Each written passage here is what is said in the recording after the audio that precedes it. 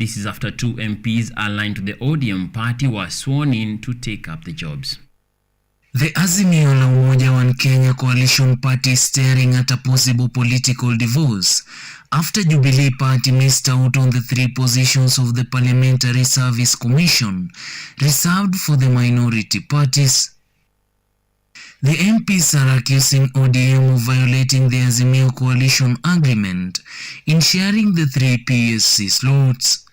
Laikipia North MP Sarah Korere now claims ODM is playing hypocritical politics and that as a party they are set to ditch the Azimio coalition should the leaders of the coalition fail to address the issue. We are very saddened by the political antics employed by our partners, and especially in this selection of PSC. And even as we speak, some of our Jubilee honorable members are very disgruntled. Former Murang'a women representative and Jubilee nominated member of Parliament Sabina Chege said that Jubilee, Wiper and ODM parties should each present one name for the PSC position. That the 3 slots were assigned, one to ODM, the second slot was assigned to Jubilee, and the third slot was assigned to Wiper Party. The decision that was taken yesterday by the Senate therefore negates the democratic space of political parties in Parliament.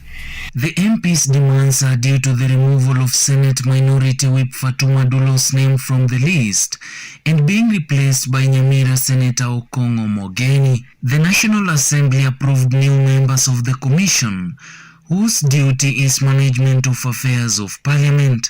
The list of commissioners approved include Senator Joyce Korir of UDA, Senator John Kinyo of UDA, Senator Okongo Mogeni of ODM, Faith Gitau of UDA, MP Muhammad Ali of UDA, as well as Mishi Mboko of ODM, and Patrick Makau of Wiper Party. Israel Omwai, KUTV. Thank you, Israel Omwai, for that candid story. And from the turbulent political waters, we move to matters education, where the government will take stern action against those planning to commit exam malpractices as the examination season kicks off. Deputy President Rigathi Gachagua has made a stern warning that the Directorate of Criminal Investigation has been directed to hunt for those purporting to sell examination papers on social sites and take action against such culprits. Deputy President Rigathi Gachagua warned that those who will be found to have aided cheating and other exam irregularities will face the full force of the law. Speaking when he presided over the launch of the 2022 National Examination season at the new Mitihani House in Nairobi, the Deputy President also said the ruling Kenya Kwanza administration will ensure that no candidate misses exams because of insecurity or lack of food.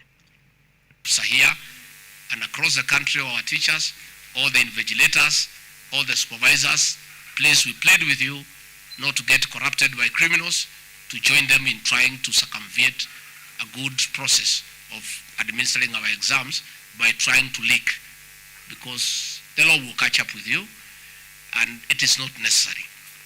There is dignity in earning money in a good way.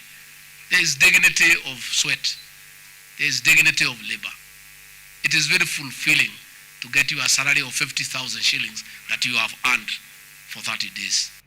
Rigathi warned teachers and national administration officers against conniving with the merchants of fake examination papers, saying action will be taken against those found culpable of perpetrating irregularities.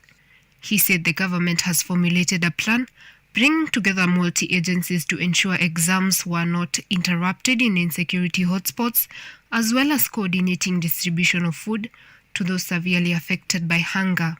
Thousands of candidates will be sitting for the Kenya Certificate of Primary Education and Kenya Certificate of Secondary Education tests beginning at the end of this month. They will be the last group to be examined after the coronavirus interrupted learning calendar in 2020. For KUTV, I am Susan Wayaki. Well, and after that report, we take our first breather right here on KUTV Primetime News. Stay tuned. We'll be back in a moment with more stories making headlines across the country.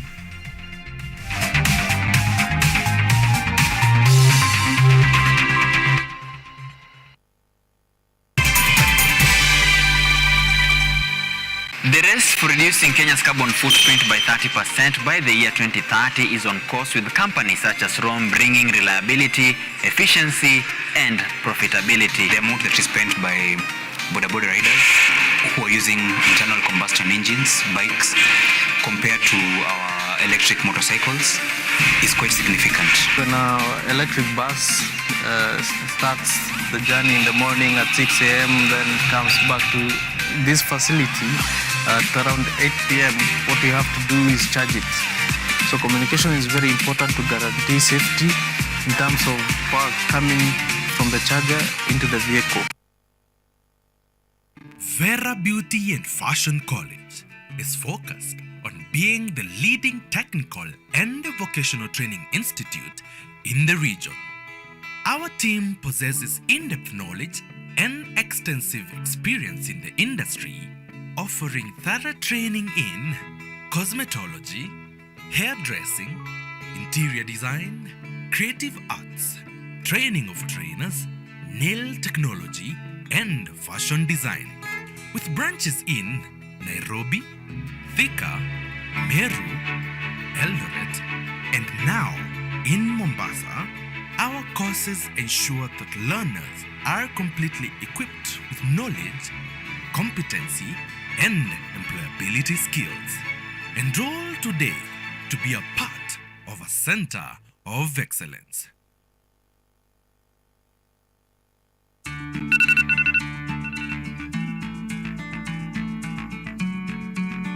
Why are you taking medicine? Are you okay? Yes, I am. The tablet is for HIV prevention. Pre-exposure prophylaxis, PrEP, refers to antiretroviral drugs taken daily by HIV-negative people who are at ongoing risk of HIV infection to reduce their chances of becoming infected. If used consistently, PrEP can reduce the risk of HIV infection by over 90%. However, because it does not protect against unplanned pregnancy, it should always be used with a family planning method. To get PrEP and any other HIV prevention method, visit a healthcare provider. To talk to someone on PrEP, release an ASCOP at 0800 724 848 or use direct line 0726 460 000 or 1190. This message is brought to you by the National Syndemic Disease Control Council.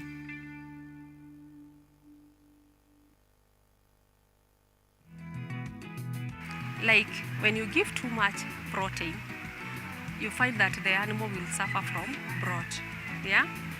And another reason is that in case that animal you have given that protein during like lactation, or that is, for example, you are feeding a dairy animal or a dairy cow, then you give excess protein of sweet potato.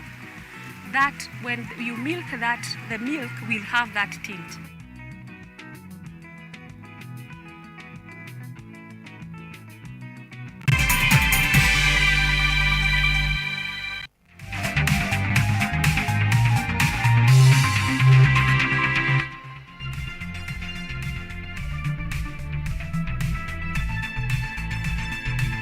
Welcome back to the broadcast. Now, the Kazi Kontani program seems to have found new footing after President William Ruto said the initiative would be utilized in bettering the environment and planting trees. President Ruto made the statement in a meeting with foreign developers in Nairobi. We have also undertaken that as an administration, we are going to change the Kazi Mtaani program to use the same people and the resources we have in that space to green our cities and to grow trees around Kenya. They will be part of the big army we are going to build, so that at the end of the day, we don't end up with work that was done that has no trace or record. Elsewhere, First Lady Rachel Ruto has donated food to at least 3,000 vulnerable and marginalized residents of Nyeri's Kieni West sub-county. The donation, which consists of 10 tons of maize flour, 5 tons of rice, oil, biscuits, juice, was one of the 32 tons of emergency food that Mrs. Ruto had initially promised the county. To ensure that no Kenyan dies from hunger, the government is determined to distribute food to all the drought-affected districts.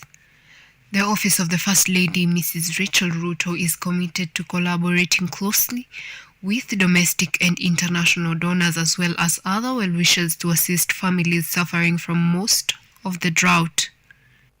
10 secondary schools and 8 primary schools received porridge flour, nutrition biscuits, and fruit juices as recipients of the humanitarian meals.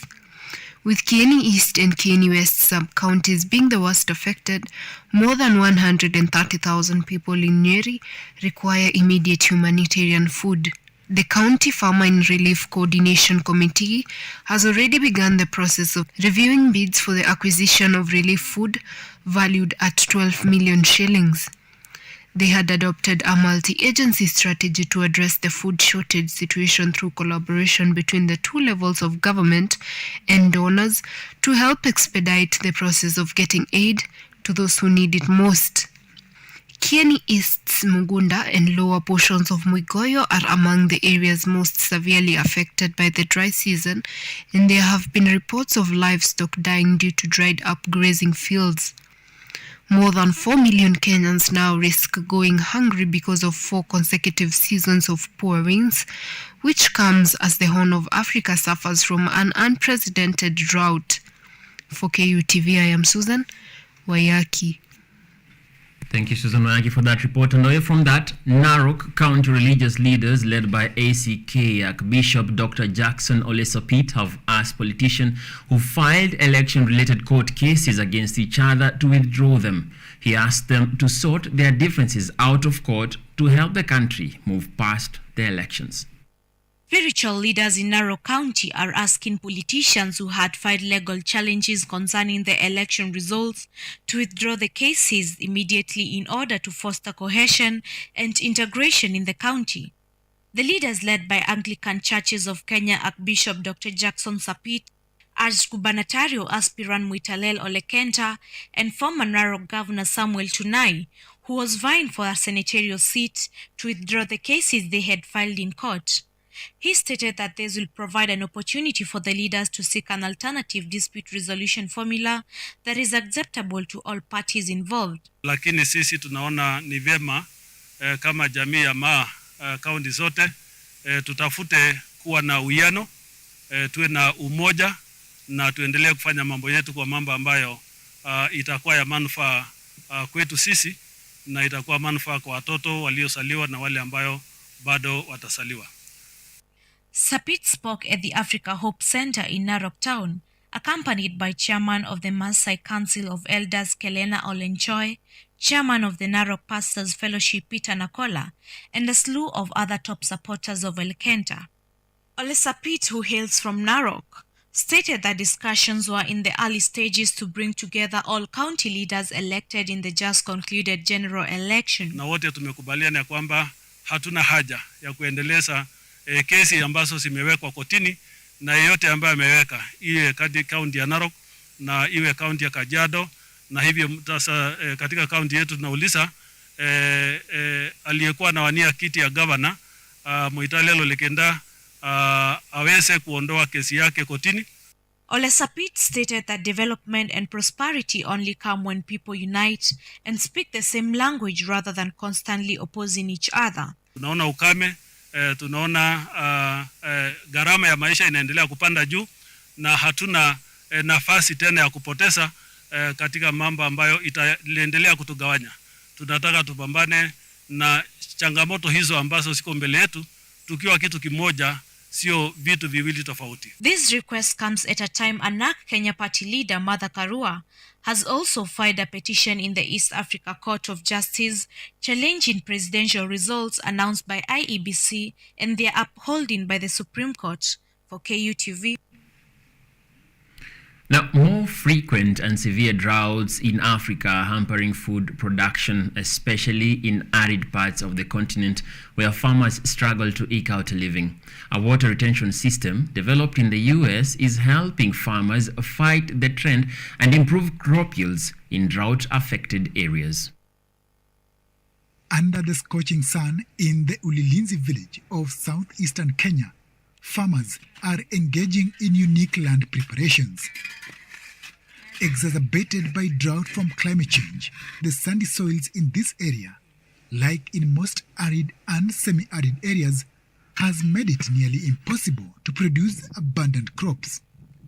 However, a new water retention technology developed in the US is giving farmers here new hope.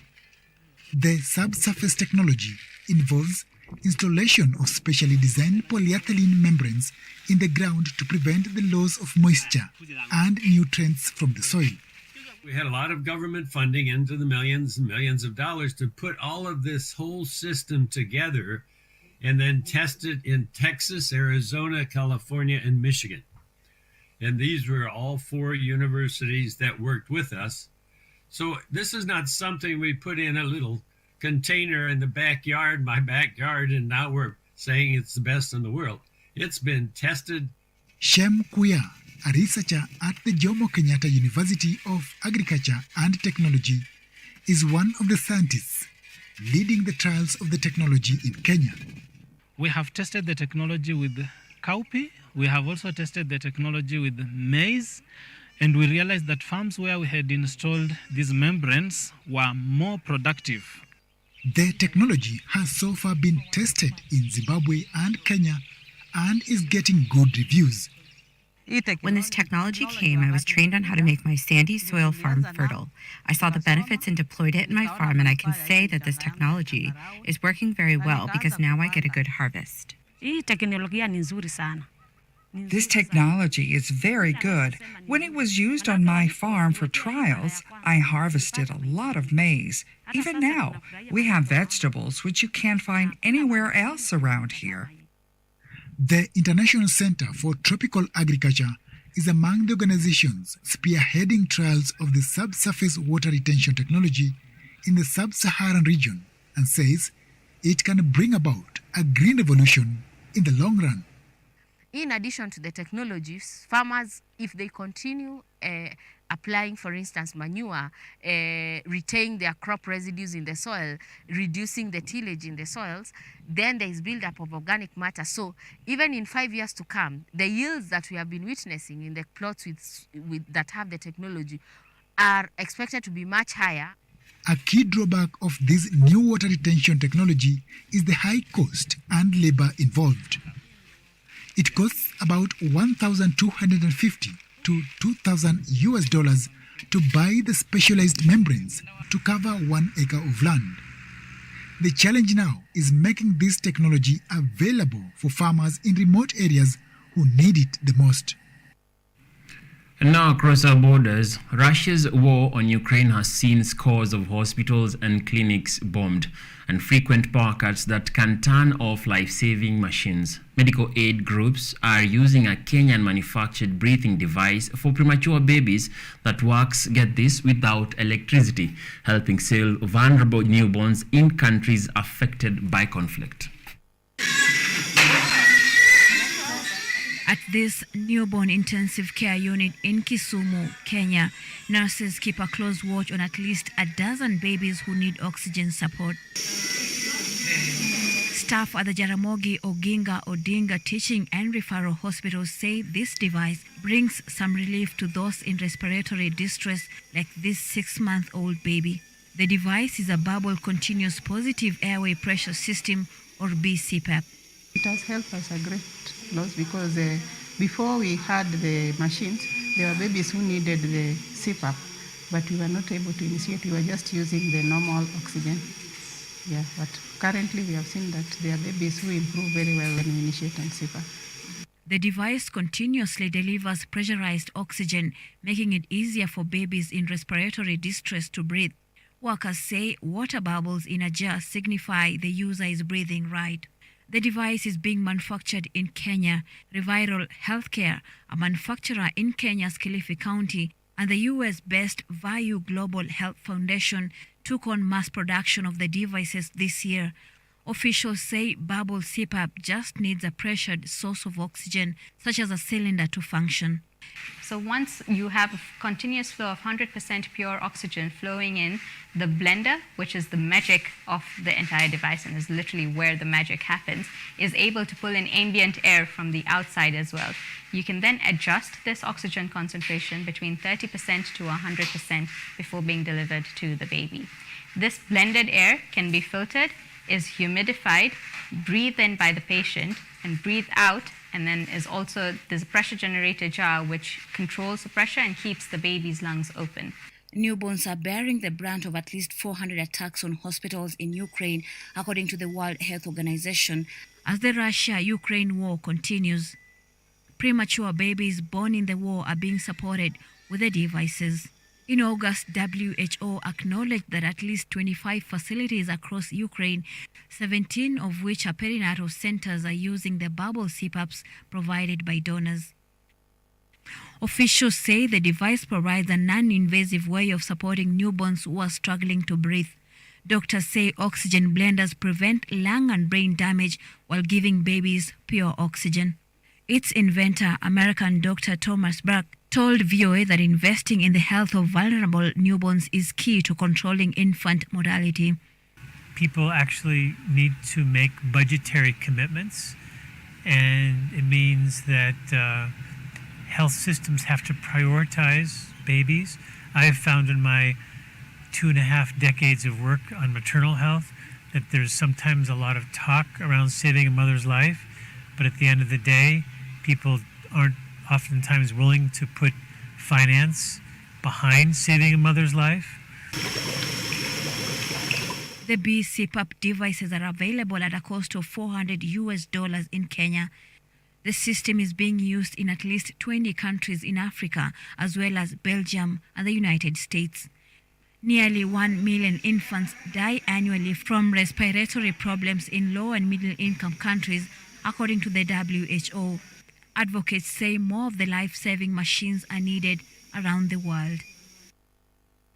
All right, we are due our second break right here on KUTV Primetime News. In a moment, we'll be back with business news. Stay tuned.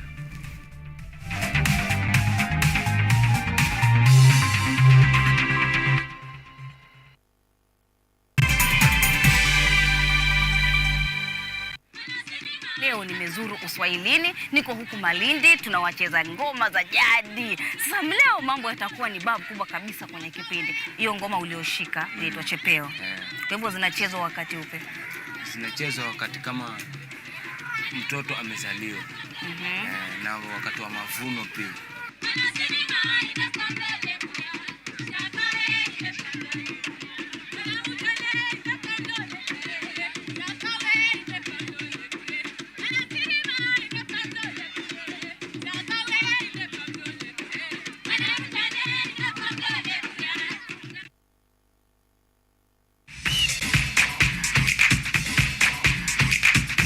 Ukiwa na dukuduku la michezo, tunafungua sanduku la dukuduku kwa ufahamu zaidi. Kila danadana, mitimko, mifiatuko na harakati zote ugani, sisi ni wako mwandani. Kukurukakara zote nyanjani, haziwezi kuangaziwa zaidi ya micharazo michezoni.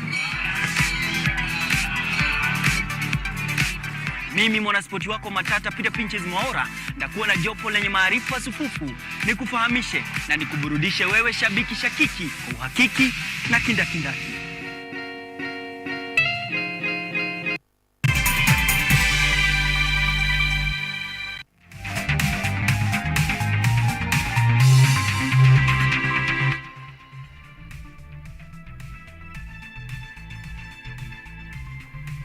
Welcome back to the broadcast. Now, Kenya's biggest telecom company, Safaricom, has reported a drop in net profit of 33.47 billion shillings, down from 37.1 billion shillings at the same time last year.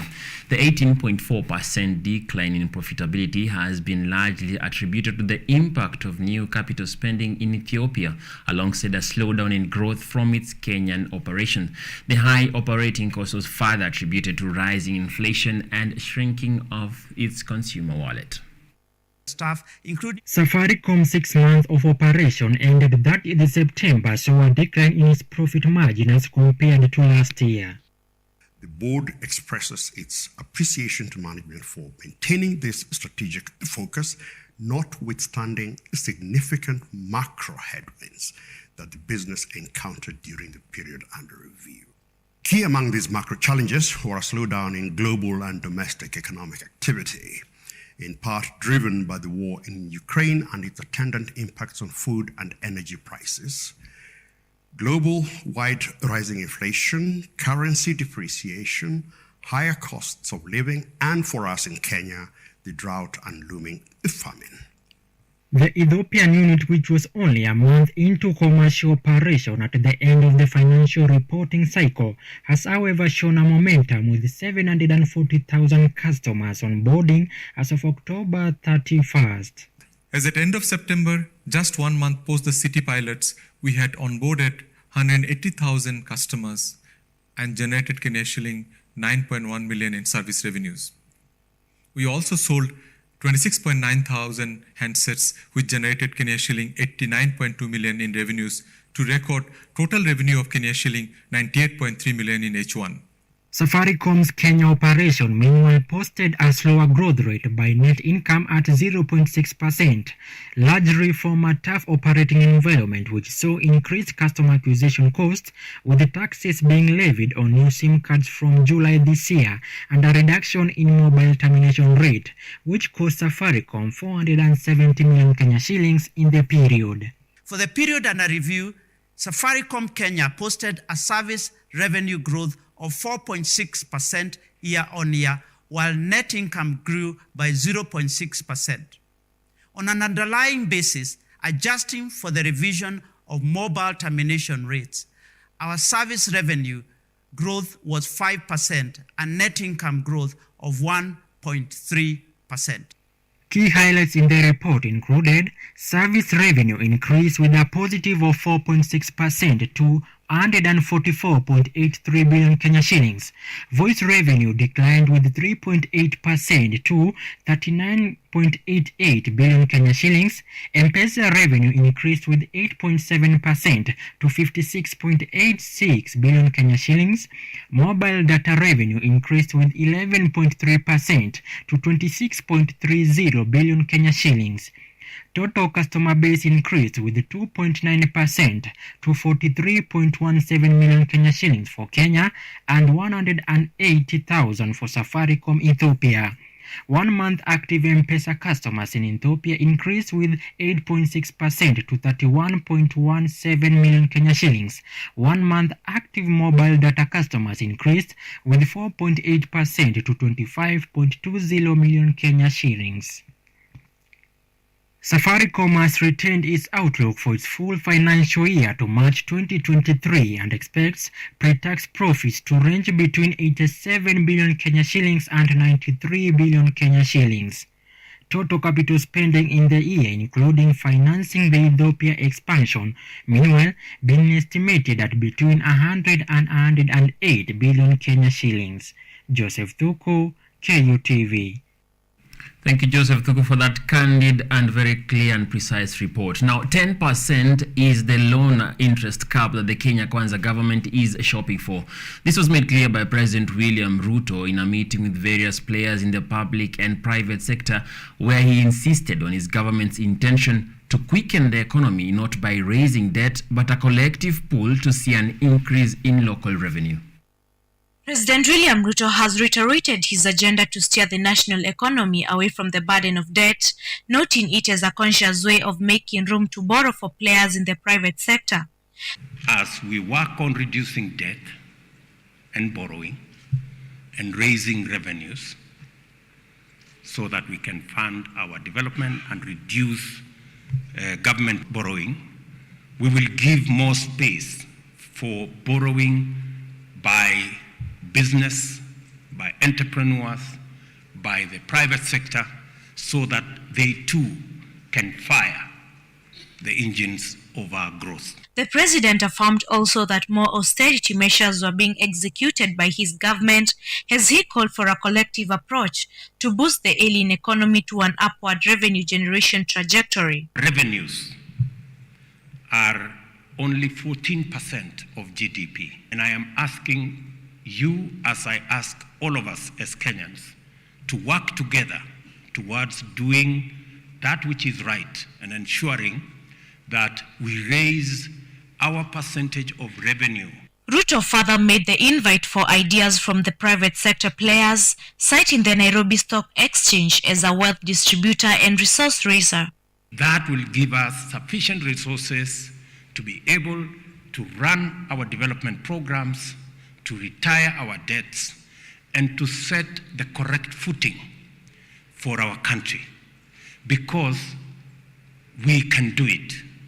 The head of state sentiments come in just a day after Treasury CS Njuguna Ndung'u directed all sector working groups to prioritize spending on growth-supporting capital projects. The tagline of our ministry is a new passport. There's still the old passport, it's still being used. The old passport is about debt, is about budget deficits, is about a very weighty civil service.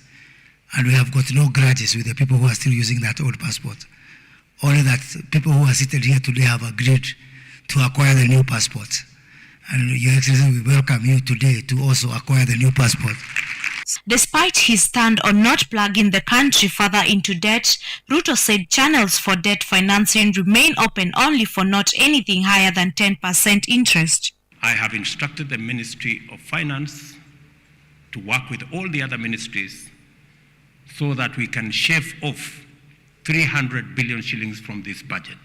I promise you, because I will not be the president that will continue the journey of taking our country into debt. Kenya's economy is shadowed by debts accounting to 64.2% of GDP, with the president intending to skim 300 billion from the 2023-2024 and medium-term budget, as well as marshalling all stakeholders towards a much-needed revenue boost. For KUTV, I am Teresia Maluki. Thank you, Maluki, for that report. Now, the International Maritime Organization has removed the Indian Ocean from the list of high-risk areas, giving a major boost to trade for Kenya and the wider East African region. The decision is due to take effect on the 1st of January 2023 and was communicated during the 106th session of the Maritime Safety Committee at the International Maritime Organization in London. The high-risk area tag on the Indian Ocean was established in 2010 at the height of the Somalia piracy threat. During the 2010-2011 timeframe, a merchant ship was attacked by Somali pirates about every other day on average, with 415 attacks and almost 80 successful hijackings over the course of 2 years.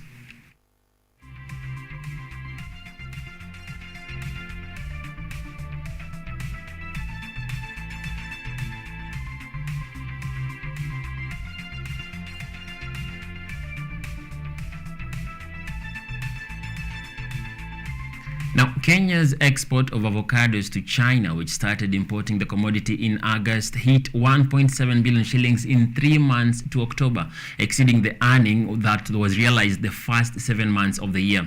Kenya started exporting avocados to China in August after many years of waiting occasioned by regulatory requirements by the authorities in Beijing.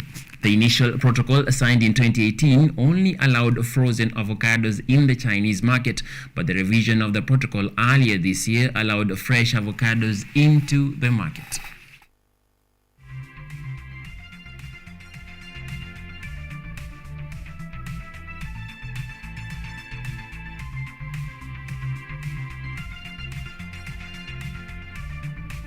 Now, still on avocados, Chinese consumers now have an opportunity to taste green gold, fresh avocados from Kenya. Some say this latest trade development is a boost for avocado producers and a step towards evening out the imbalance between the two countries. But some economists say more needs to be done. In an orchard near Nairobi, Kenya, Jonathan Kipruto oversees 3,500 farmers contracted by the packhouse KUTOSI. He says this year's harvest has been good. We have produced a good volume of the avocados. We've done about 9 million kgs of exportable avocado. Some of these avocados will travel thousands of kilometers from East Africa to supermarket shelves in Shanghai and Beijing. In 2019, Chinese regulations allowed only frozen avocados to be imported from Kenya because of fruit fly concerns. Now the country has been cleared, and Kenyan farmers hope that what's sometimes called green gold lives up to its name.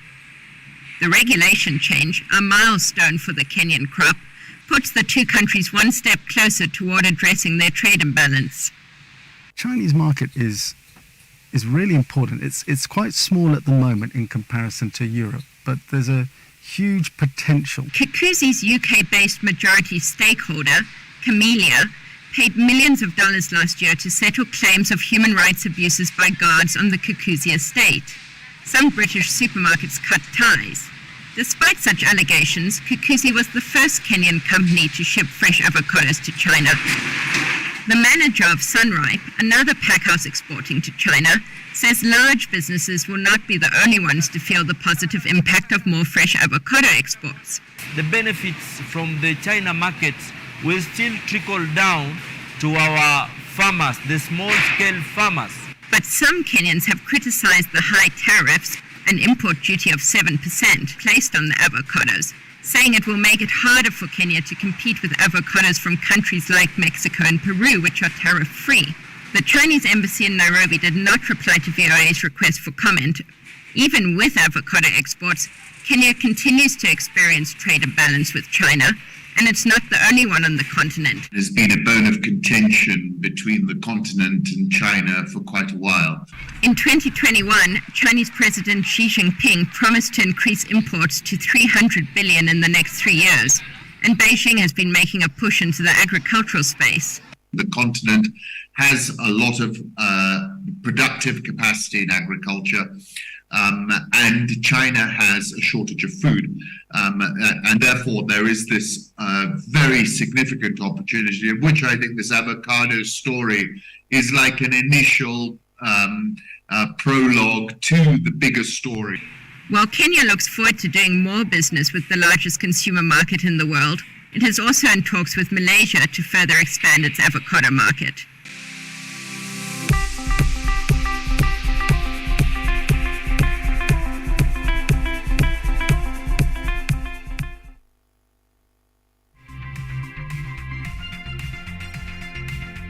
All right, and the business segment closes for us our second break right here on KUTV Primetime News. Stay tuned. We'll be back with the sports in a moment.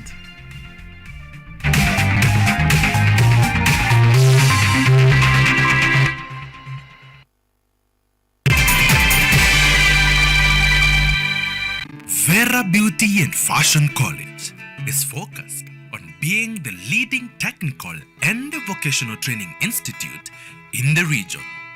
Our team possesses in-depth knowledge and extensive experience in the industry, offering thorough training in cosmetology, hairdressing, interior design, creative arts, training of trainers, nail technology, and fashion design, with branches in Nairobi, Thika, Meru, Eldoret, and now in Mombasa. Our courses ensure that learners are completely equipped with knowledge, competency, and employability skills. Enroll today to be a part of a center of excellence.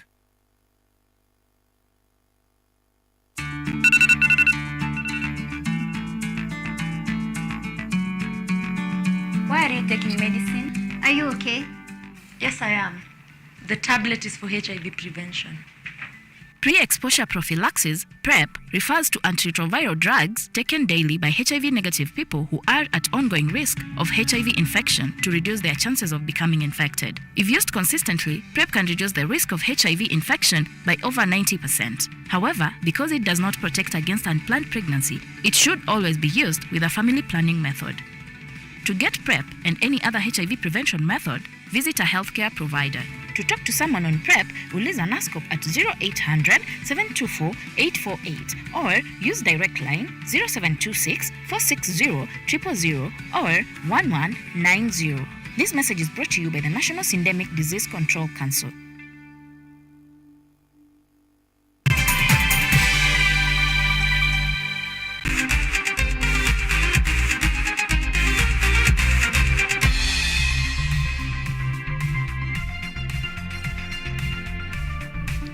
right, and it's about that time to get sporty. Now, the Kenya Football Federation has today released the fixtures for the Kenya Premier League ahead of a kickoff next week. This follows early announcements by the Chief Executive Barry Otieno, where the federation nullified last season's Top Flight and Super League results and announced new dates for the new season kickoff. This comes as part of Sports CA Sababu na Mwamba's efforts towards putting Kenya football back on track. In the opening weekend, Kakamega Homeboys will rub shoulders against Tusker at the Bukungu Stadium as Gor Mahia lock horns with Nzoia Sugar at Nyayo Stadium. AFC Leopards will visit Ulinzi Stars in Langata as Bandari play host to Sofapaka at Mbaraki Stadium.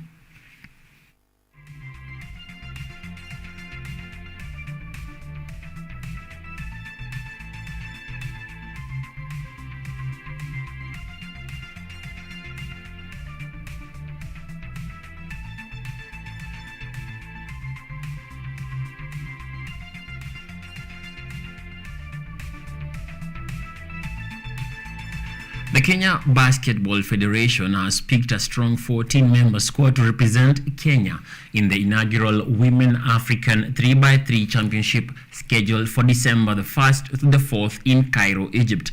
KBF Secretary General Ambrose Kisoi said they selected top players from the top Premier League clubs to participate in the event that has so far attracted 12 nations.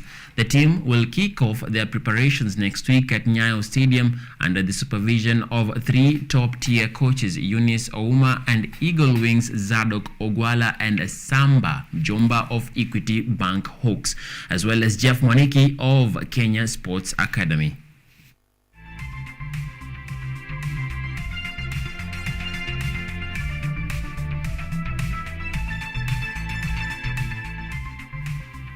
Manchester United are the latest club to seal their place in the Carabao Cup 4th round following a 4-2 victory against Aston Villa at Old Trafford yesterday. The visitors took the lead on via Ollie Watkins 3 minutes into the second half before Anthony Martial's equalizer in a matter of seconds. Aston Villa bumped back to the driving seat through Diogo Dalot's own goal after 61 minutes, but Marcus Rashford restored parity at 6 minutes later. Bruno Fernandes and Scott McTominay scored a goal each in